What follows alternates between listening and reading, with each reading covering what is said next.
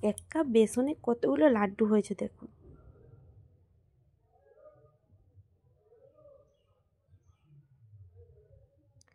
আজকে বানাবো হোলি স্পেশাল লাড্ডু, তাই এক কাপ আমি বেসন নিয়ে নিব।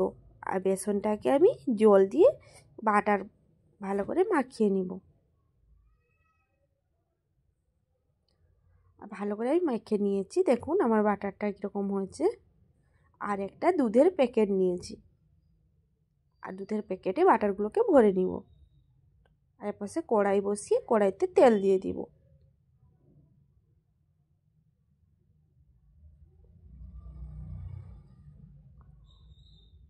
আর একটা ছোট্ট করে কাঁচিতে কাট লাগিয়ে নিব। আপনারা যেরকম সাইজের বানাতে চান এমনিভাবে কাট লাগিয়ে নেবেন। আর এরকম করে দিয়ে দিব। দেখুন সবগুলো একই সাইজের হচ্ছে, কিচ্ছু করতে হবে না, শুধু ধরে রাখতে হবে।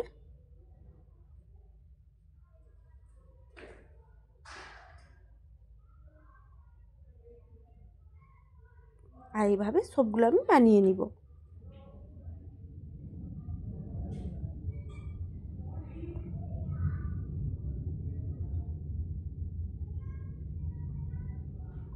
আর হোলিতে সবাইকে এমনিভাবে মিষ্টি বানিয়ে সবাইকে খাওয়ান, সবাই ভালোও লাগবে। আর সবগুলো বানানো আমার কমপ্লিট হয়ে গেছে, দেখুন কতগুলো হয়েছে এক কাপে। এবার মিষ্টি রস বানাবো আমি, তাই নিয়ে নিব এক কাপ, ওই কাপের মাপে এক কাপ চিনি, আর এক কাপ দিয়ে দিব জল।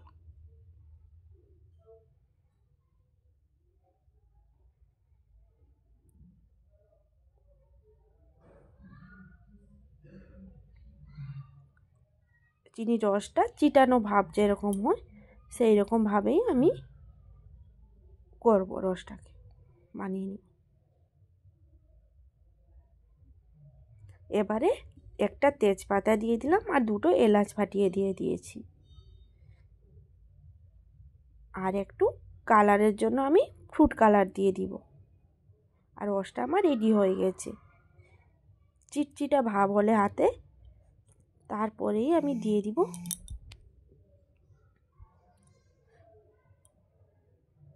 রসটা রেডি হয়ে গেছে। এবার দিয়ে দিব মিহিদানাগুলোকে। আর 5 মিনিট আমি এমনি লো আঁচে ভালো করে ফুটিয়ে নিব, যতক্ষণ না রসটা পুরো শুকে না যাচ্ছে।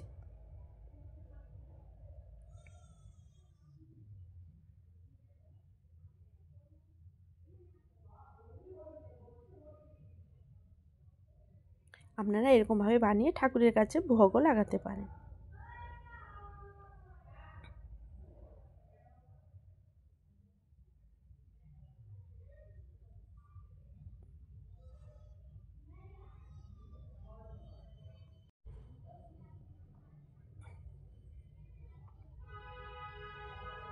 অনেকটা রস শুকে গেছে, পুরোটাই রস শুকিয়ে নিব। এবার রসটা শুকে গেছে, এবার দিয়ে দিব আমি উপরে চাল মগজ ছড়িয়ে নিব। চাল মগজটা দিয়ে নেড়ে এবার ঠান্ডা করে নিব। এবার লাড্ডুগুলোকে বানিয়ে নিব। বেশিও আমি ঠান্ডা করব না, গরম অবস্থায় লাড্ডুগুলোকে বানাতে হবে।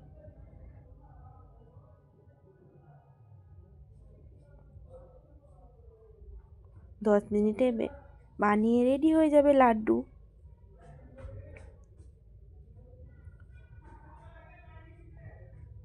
আর এইভাবে আমি সবগুলোকে বানিয়ে নিব।